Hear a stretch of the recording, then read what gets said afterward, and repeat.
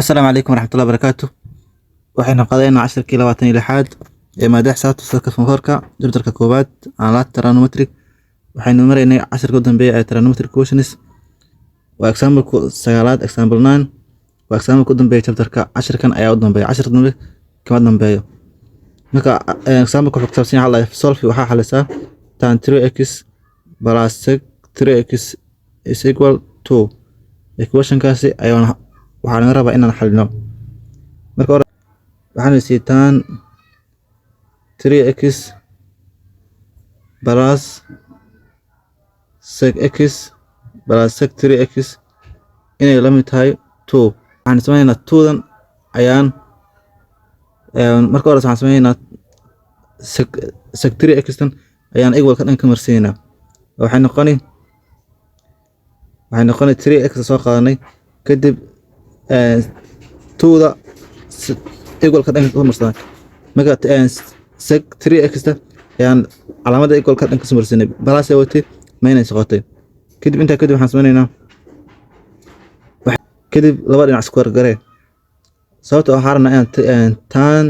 square x inaan bedelano oo ku bedelano square x oo Pythagorean identities mid ka mid ah waay oo waxay ahayd tan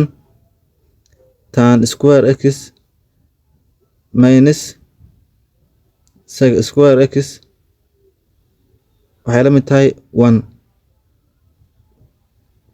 marka waxaan rabnaa inaan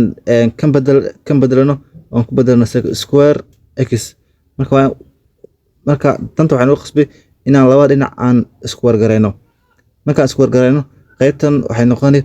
waxay u furfurin qaabkii u furfuri jirtay a minus b qaacidada caankeed a minus b qaabkii loo furfuri jiray ay u furfurin waxay noqonay a minus b waxa loo furfuri jiray a minus b waxa loo furfuri jiray midka hore oo la square gareey waxay noqonay a square midka hore aan square gareey oo laga jaray laba square oo laba a b loo dhuftay waxay noqonay 2 a b oo lagu daray midka dambe oo la square gareysay b square qaabkaas ayaan u furfureynaa. waxay noqon marka qaybta hore soo qaad tan square 3x noqon kadib qaybtan furfureynaa square ka ayaa labada ku dhufanaysaa waxay noqonay 4 ayaa minus sharac soo qaado kadib 2da ayaa waxaad ku dhufanay labada waa 4 3x soo qaado haya plus ay noqonay hadana square 3x noqonay oo la square gareysan square ta secta waa la square gareynay waxay noqon marka minus waxay noqotay 4 minus 4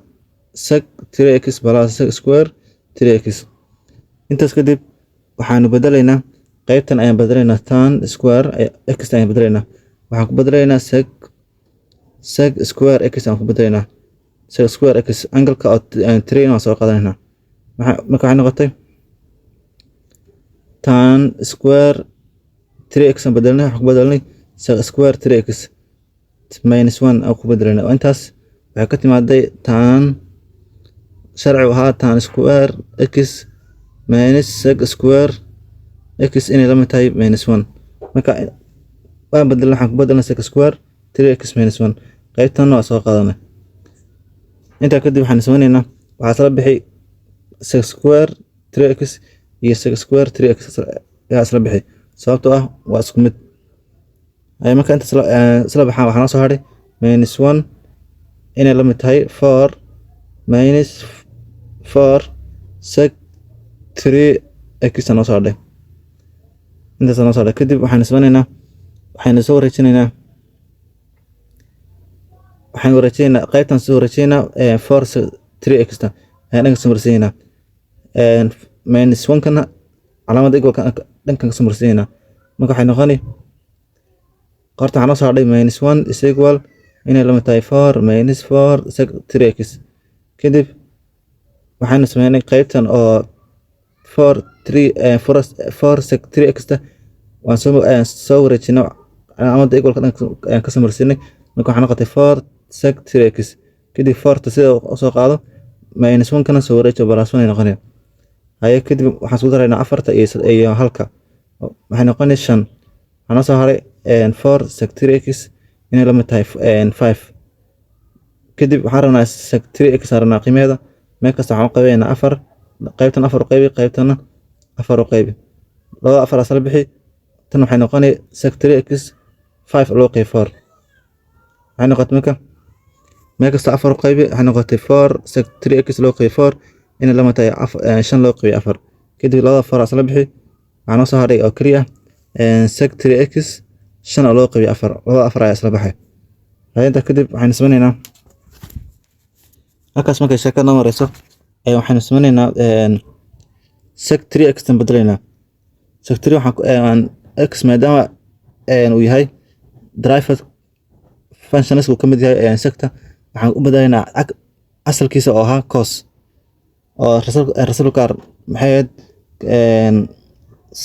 costa cagsiisa waa secta cagsiisa waa cos marka waxaan leenahay 1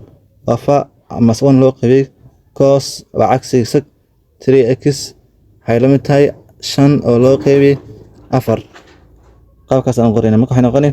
1 loo qaybay cos 3x waxay la mid tahay 5 oo loo qaybay 4 kadib anigu waxaan rabnaa inaan soo helno cos 3x na soo helno qiimaheeda marka waxaan sameeynaa cross multiplication